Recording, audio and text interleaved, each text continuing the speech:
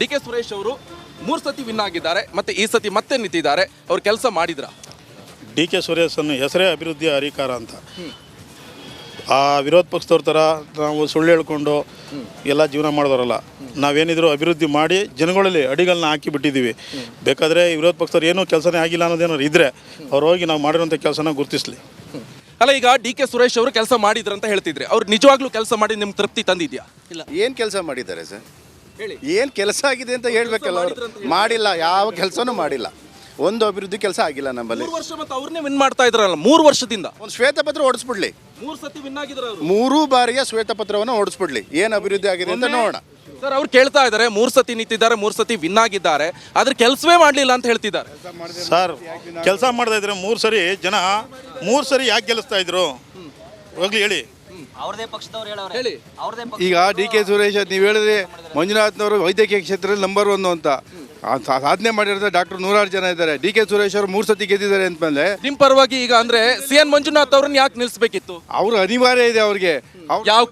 ಯಾಕೆ ಅಂತ ಅವ್ರು ಮೈತ್ರಿ ಮಾಡ್ಕೊಂಡಿದ್ರೆ ಕ್ಯಾಂಡಿಡೇಟ್ ಇಲ್ಲ, ಅದಕ್ಕೋಸ್ಕರ ಅವ್ರು ಮಾಡ್ಕೊಂಡಿದ್ದಾರೆ. ಮೈತ್ರಿ ಮಾಡ್ಕೊಂಡು JDS ಇಂದ ನಿಲ್ಸಬಹುದಿತ್ತಲ್ವಾ? ಹೌದು. ಈಗ ಬಿಜೆಪಿ ಅಭ್ಯರ್ಥಿಯಾಗಿ ನಿಲ್ತಾ ಇದ್ದಾರೆ. ಮಾವ ಒಂದು ಪಾರ್ಟಿ, ಮಗ ಒಂದು ಪಾರ್ಟಿ, ಅಳಿಯ ಒಂದು ಪಾರ್ಟಿ ಮಾಡ್ತಾ ಇದ್ದಾರೆ. ಇದು ಎಲ್ಲಿದೆ ಅವರಲ್ಲಿ? ಸರ್, ಬಿಜೆಪಿ ನಿಮ್ಗೇನು ಭಯ ಕಾಡ್ತಿದ್ಯಾ ಸರ್? ಯಾವುದೇ ಕಾರಣಕ್ಕೂ ಭಯ ಇಲ್ಲ ಸರ್. ಸರ್, ಒಂದು ಸಮಯದಲ್ಲಿ ಯೋಗೇಶ್ವರ್ ಸಹಾಯ ಮಾಡಿ 2 ಚುನಾವಣೆ ಗೆಲ್ಸಿದ್ದಾರೆ. ಕುಮಾರಸ್ವಾಮಿ ಅವರು ಮತ್ತೆ ಯಾಕೆ ಈಗ ಯೋಗೇಶ್ವರ್ ನಿಂತಿಲ್ಲ? ಯೋಗೇಶ್ವರ್ ಯಾಕೆ ನಿಂತಿಲ್ಲ ಗೊತ್ತಾ? ರಾಜ್ಯ ರಾಜಕಾರಣ ಉಳ್ಕೊಳ್ಳೋಕೆ ನಿಂತಿಲ್ಲ. ಯೋಗೇಶ್ವರ್ ಏನು ಪಲಾಯನವಾದ ಮಾಡಿಲ್ಲ. ಯೋಗೇಶ್ವರ್ ಅವರು ಅವ್ರ ನಿತ್ರ ನಾನು ವಿನ್ ಮಾಡಿಸ್ಕೊಡ್ತೀನಿ ಅಂತ ಹೇಳ್ತಾರೆ, ಸ್ವತಃ ಅವ್ರು ನಿಲ್ಬೋದಿತ್ತಲ್ಲ. ಯೋಗೇಶ್ವರ್ ರಾಜ್ಯ ರಾಜಕಾರಣ ಬಿಟ್ಟು ಹೋಗಲ್ಲ. ನಮಗೆ CN ಮಂಜುನಾಥ್ ಅಗತ್ಯ ಇತ್ತು.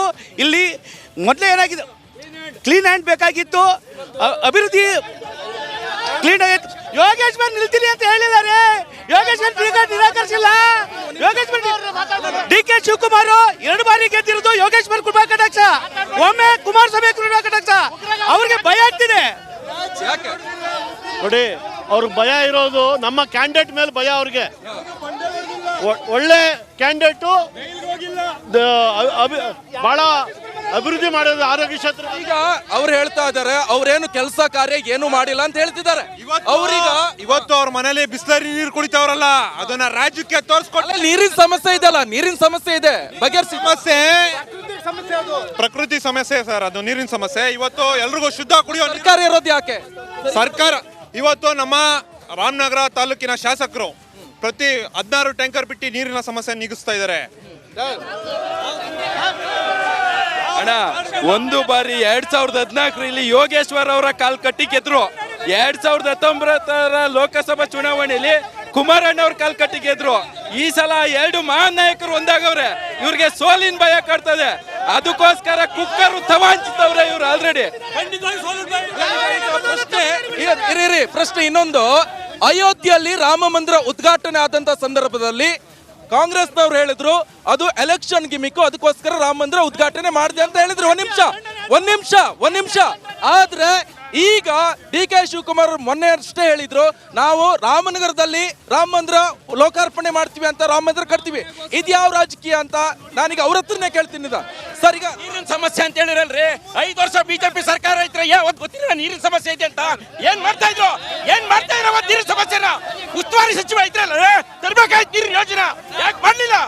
ನೀರು ಇವತ್ತು ಪ್ರಕೃತಿ ಮಳೆ ಇಲ್ಲದೆ ಕನ್ನಂಬಾಡಿ ನೀರಿಲ್ಲ, ಅದಕ್ಕೋಸ್ಕರ ನೀರಿಲ್ಲ. ಇವ್ರ ಗುಡ್ಡೆ ಹಾಕಿರ 5 ವರ್ಷ ಅದನ್ನ ಮಾಡ್ಬೇಕಾಯ್ತು. ಇವ್ರು ನೀರಿಲ್ಲ. ಕಾಂಗ್ರೆಸ್ ಇಂದ ಮೇಕೆದಾಟು ಯೋಜನೆ ನಾವು ನೀರು ತರ್ತೀವಿ ಅಂತ ಹೇಳಿದ್ರೆ ಯಾಕೆ ತರೋಕ್ಕಾಗ್ತಾ?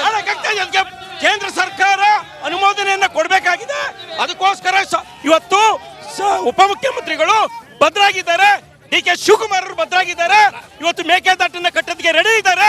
ಈ ಕೇಂದ್ರ ಸರ್ಕಾರ 10 ವರ್ಷಗಳಿಂದ ನಮ್ಗೆ ಯಾವುದೇ ರೀತಿಯ ಅನುಮತಿಯನ್ನ ಕೊಡದೆ ಅದಕ್ಕೆ ತಡೆಯನ್ನ ಹಿಡಿದಿರ. ಈಗ CN ಮಂಜುನಾಥ್ ಈಗ ನಿಂತ್ರೆ ಈ ಸಮಸ್ಯೆ ಎಲ್ಲ ಸಾರ್ಟ್ ಔಟ್ ಮಾಡ್ತಾರೆ ನಿಮ್ಗೆ ಅನಿಸ್ಕೆ ಇದೆಯಾ? ಡಿ ಕೆ ಶಿವಕುಮಾರ್ 3 ಸತಿ ಗೆದ್ದಿರ್ಬೋದು. ಈ ಸತಿ ಸೋಲಿನ ಭಯ ಗ್ಯಾರಂಟಿ ಆಗಿದೆ. Already cooker bomb Mangaluru cooker bomb Mangaluru ಆಯ್ತು. ಈಗ ಕುಕ್ಕರ್ ತಂದು ಹಂಚಿದ್ದಾರೆ. ಏನಕ್ಕೆ? ಸೋಲಿನ ಭಯ ಅವ್ರಿಗೆ, ಕುಕ್ಕರ್ ಅಂತಾರೆ.